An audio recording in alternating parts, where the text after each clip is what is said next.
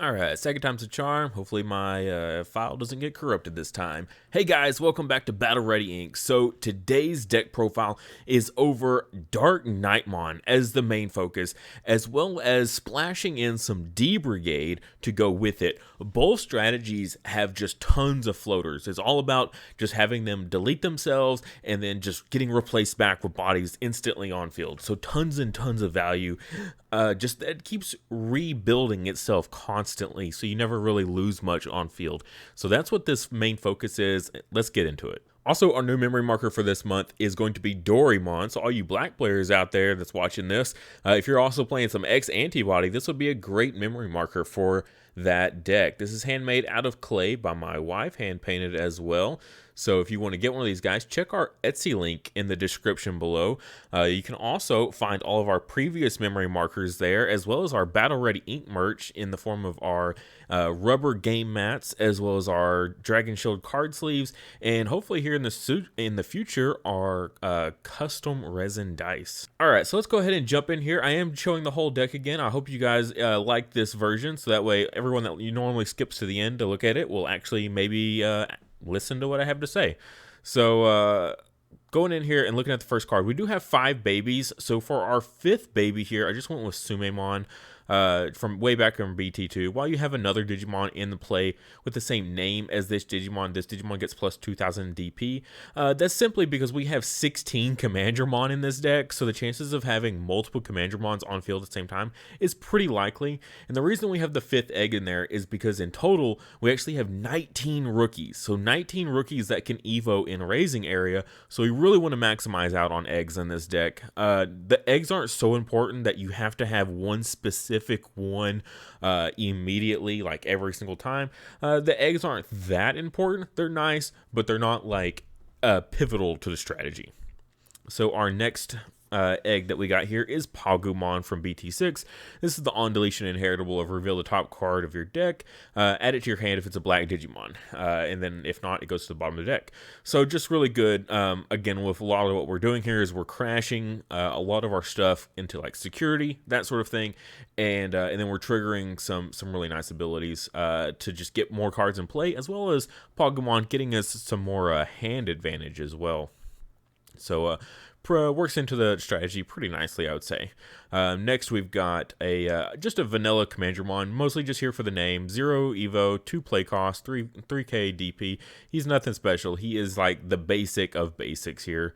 But this Commandramon, this is our main one here. So this is on deletion, reveal the top 3 cards of your deck. You may play 1 Commandramon among them without paying its memory cost. Place the remaining cards on the bottom of the deck.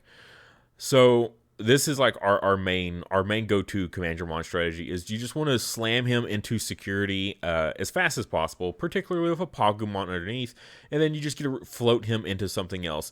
Some really nice floaters are these next two here, because both of these guys are 4 play cost, so if you can play these for free, that's always going to be good value. The first one here is just a blocker. We have a little bit of blocking in the form of Mechanorimon in this deck, but having something else to protect you, I think is always solid. And you can still attack with this blocker. There's no like -2 memory or no attack allowed. No, he just has blocker. You can still attack like normal, no repercussions. 4 play cost though is a little steep, but 0 Evo cost is really great.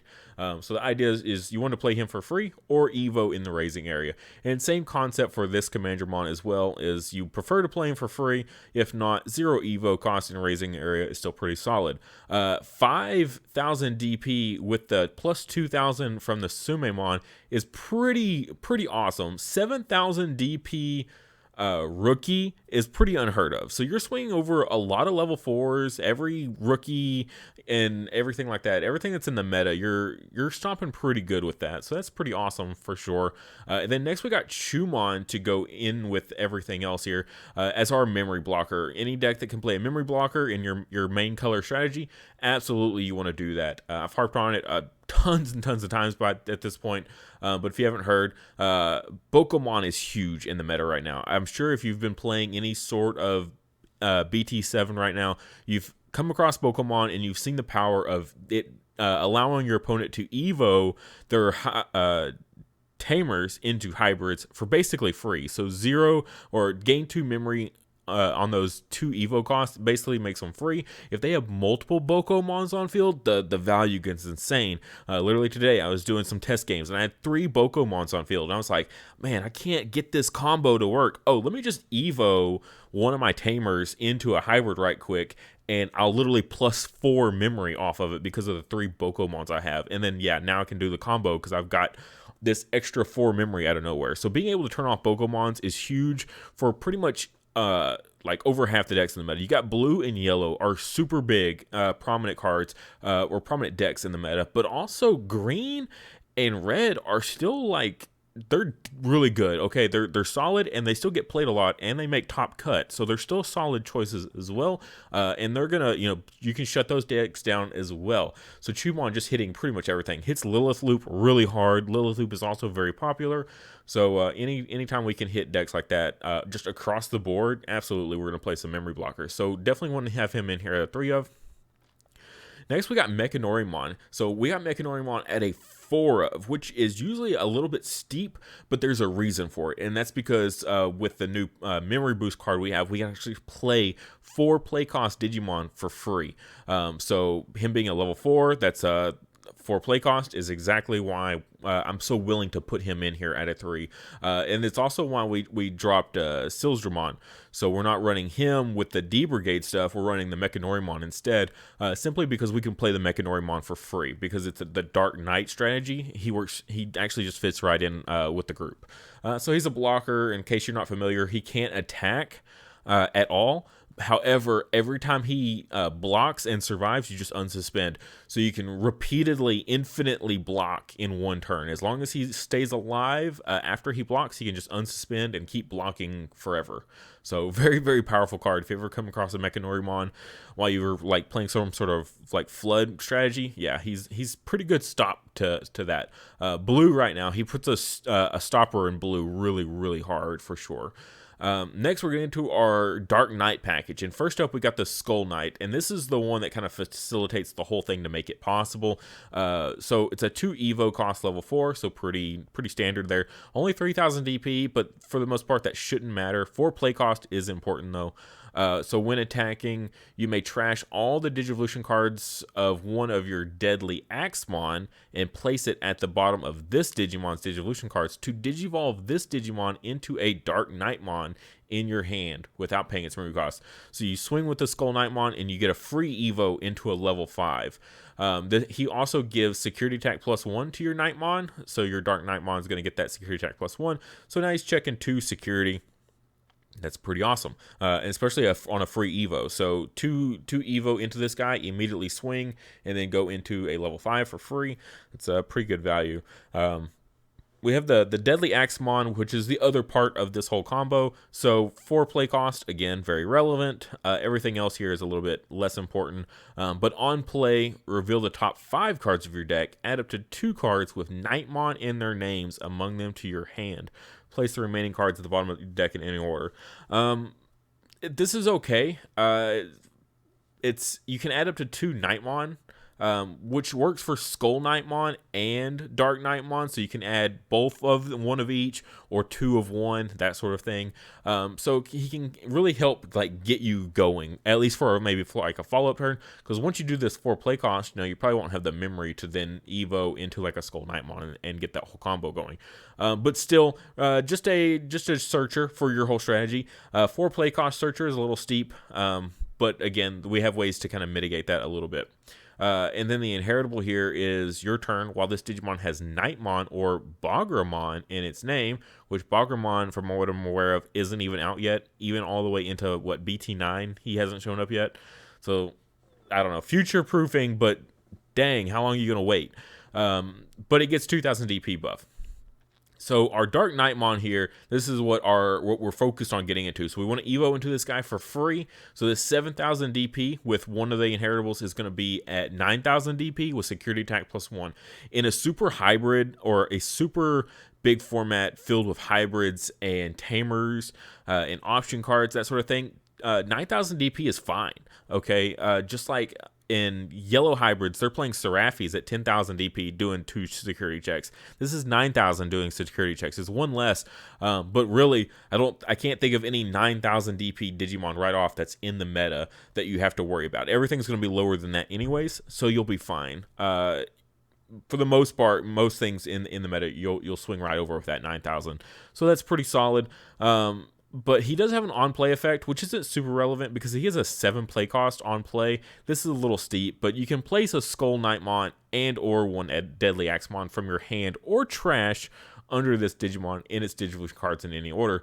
I mean, it's kind of nice that you can get that recycle back, so you get to take those out of trash, put them underneath him. And why that's kind of important is because all turns when this Digimon is deleted, you may play one SkullKnightmon and or DeadlyAxemon from this Digimon's Digivolution cards suspended without paying their memory costs. So it's kind of neat. You can go 7, it's like I don't know, 7 play cost, get 2 level 4s back out of trash that you can then have float into later. So I don't know, it's kind of almost like having 3 bodies in a way, in a really roundabout way of thinking. 7 play cost, I don't know. Most of the time you're just going to evo into him for free though. Like that's the main focus here. Evo into him for free and then have him just float back into those level 4s later. So that's him for you. Some neat strategies that we can do is we'll get right into that. Let's get this next card out of the way first. I got 2 Tankdramons. A lot of people don't play Tankdramon in a lot of D-brigade builds.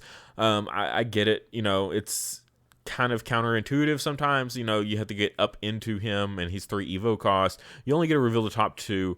But my thought process, if I'm just floating constantly back into these level 4s, why not just have another level 5 target that I can evo occasionally when I'm ready to? This is mostly like it's only a 2 of, so he's just a tech kind of card that, oh, when the opportunity arrives, you know, hopefully I've got at least 1 copy in my hand that I can go ahead and evo into. It's not like a super important strategy or anything, but it's when the opportunity arises and you can do it, absolutely you want to go for it.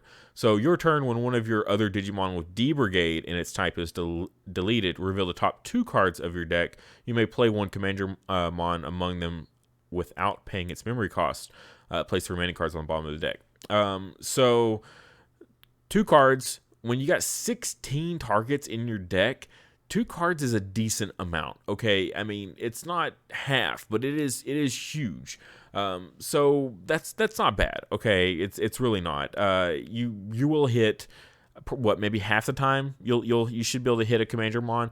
But the big strategies I really like are you warp, or yeah, I guess warp. It's not quite warp, but you free evo into DarkKnightmon here. Okay, so if DarkKnightmon hits, checks 2 things, and then say he dies on the second check, floats back down into the 2 level 4s.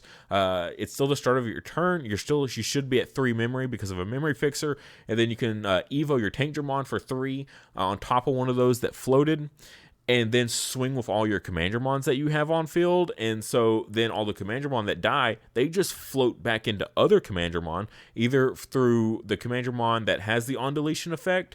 So if he dies, you actually get to do 2 triggers. So it's like check top 3 for 1 and then check top 2 for 1. So it's almost like checking top 5 for 2 in a way, if you want to look at it like that. So he's really awesome when you combine him with Tankdramon. But you know, they all float with Tankdramon on field, so you can get crazy. You know, you can swing away randomly and still just not have to worry about it because you don't actually lose anything on field. Feels really good.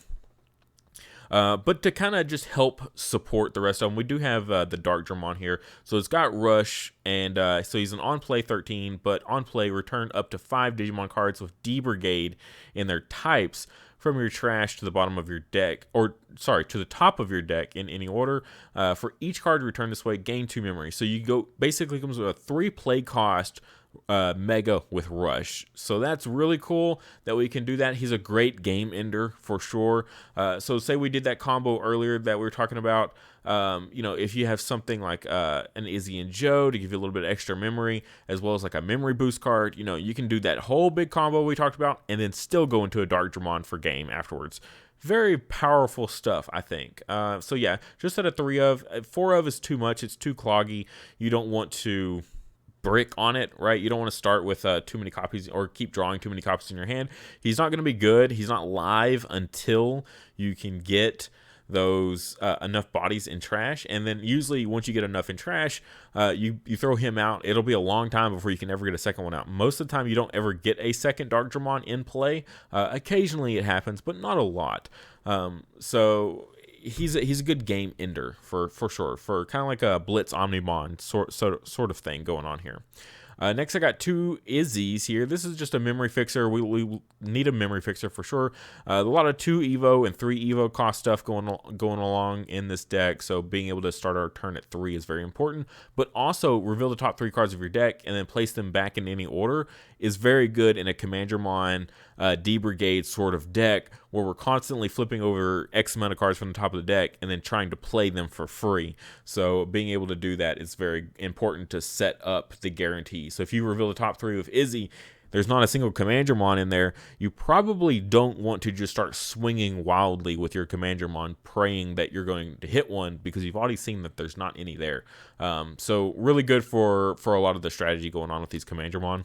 But I think one Izzy and Joe is still fine.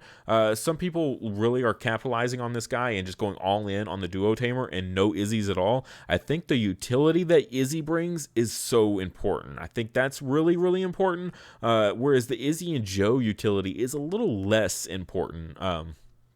But you can still stack these guys, and that's what's the big deal is. So if your opponent has 2 or more Digimon in play at the start of your turn, you gain 2 memory.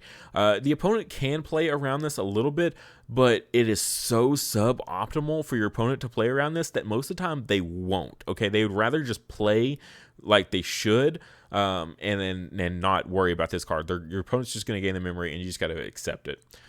So at least a 1 of in here. I like the 2-1 ratio. It's pretty solid. Getting a memory fixer on field is just guaranteed every time. That's always nice. But also setting up that top stack of the deck is so important. Next, I got Analog Youth, which might surprise some people. So on play, reveal the top 3 cards of your deck, add 1 Digimon card among them to your hand, trash the remaining cards, so you can like grab your DarkKnightmon package stuff, whatever you need in the moment, and then trash a bunch of D-brigade targets to make your Darkdramon come online extra quickly. So I really like it for that aspect. Like the synergy there is really solid. And then also when one of your level 5 or higher Digimon with Digivolution cards is deleted, you can suspend this Tamer and gain 1 memory, and then hatch 1 egg also. But again, when you're crashing your DarkKnightmon constantly and floating him back into level 4s, being able to suspend the Analog Youth to get an extra memory to do more things is really cool. So considering we like to really crash our DarkKnightmon a lot, Analog Youth should actually see some pretty solid value in this deck, I think. Next, I got Iron Fisted Onslaught. I've been harping on it probably since the beginning of this format, but being able to remove big threats, big megas, is really, really important in this format. Susanomon is in a lot of decks, okay? And he is a game ender. If he hits the field and the turn passes back to you, if you do not clear that Susanomon, you will probably lose, because he's about to swing into security with that big 15,000 DP, clear 3 security, and then your opponent just has to basically evo into 1 hybrid and win. So you got to be able to, you see that guy hit the field, you got to be like, all right, got to blow it up, Iron Fisted Onslaught, or pray you have an Iron Fisted Onslaught that's chilling in security that you can use to blow up that guy that he's going to hit into. So absolutely, we get to play some sort of big removal. Also against other decks like Yellow, for example, if a Dynasmon is just sitting there on field, that can be a real pain to get through. Unless you can like do a full OTK clear with anticipation of Dynasmon also going to recover in the middle of that, that's fine. But I don't think that's going to happen with this deck. Yeah, you can get 3-4 security checks in pretty solidly. This is really like a 2-turn kill kind of deck, I would say, because you're just going to swing in with all your rookies and stuff. They're all going to die, but they're all going to float into duplicate copies of themselves to swing for on the next turn, because they don't have rush or anything like that. So they have to wait 1 turn out, and then they're going to just do the same thing again. So you're going to get 3-4 security checks every turn. But with a Dynasmon in your way, man, that really just makes it so much more difficult. So you need to be able to remove threats like Dynasmon in that matchup, and just tons of other matchups where just a Mega is just terrifying. play Jesmon and you see Jesmon is about to swing in and check 3 security twice because it's got savior, so it's going to check 6 security. Yeah, you need to be able to blow that up before it starts swinging. So Iron Fisted Onslaught is a must. I do have it as a 3 of. Most of my decks I'm only running 2 of copies for kind of big removal threats. But I had the room in here. If you want to cut it down to 2 and bump something else up a little bit, you're more than welcome to. Just nothing else really felt needed. I only need the 3 of our level 4s here because since they float, I can just keep reusing them. Once I get 1 of each, I'm good because they're just going to keep floating back to the field constantly. Whenever, as long as I keep evoing DarkKnightmons, they're just going to keep coming back over and over. So I don't need a whole lot of copies of these. I don't think a 4 of either of them is necessary. DarkKnightmon absolutely want a 4 of, but not these guys. Once they're in rotation, you should be solid. And then the last card in the deck, I think this card is awesome. This card fits in this deck so perfectly. The synergy with D-Brigade and everything. Wow, this card is so perfect for this deck. So reveal the top 3 cards of your deck. You may play 1 black Digimon card with a play cost of 4 or less among them without paying its memory cost. Trash the remaining cards, then place this card in your battle area. So it's got a delay 2 gain memory, which is also really great. But honestly, just that first bit is really awesome. So 4 play cost or less for free. Let's take a look at that. All of our level 4s here, like I pointed out earlier, are all 4 play cost, including the Mechanorimon. So that works perfect for that. But also, like, these Commandramon over here, these 4 play cost Commandramon, if that's what gets revealed, awesome. I get to play a 4 play cost Commandramon for free because of this Pride memory boost. That's awesome. And then trash the remaining cards. So what we talked about earlier of Analog Youth is, you know, you play your Skull Knight or your DeadlyAxemon for free, and then you trash a bunch of Commandramon. Okay, you just trash all the Commandramon, and then just bring your Darkdramon online a whole, like, extra couple turns early because you're trashing all these extra cards because of the Pride memory boost and the Analog Youth. Very, very cool. I really like Pride memory boost. So we played it at a 4 of in this because, yeah, if you're just getting, it's the same play cost as these other guys. So, like, I'm not losing any value by playing this to play those. I think it's a perfect combination for this deck and it really just brings the whole deck together. I like the whole overall strategy just feels really solid in this deck.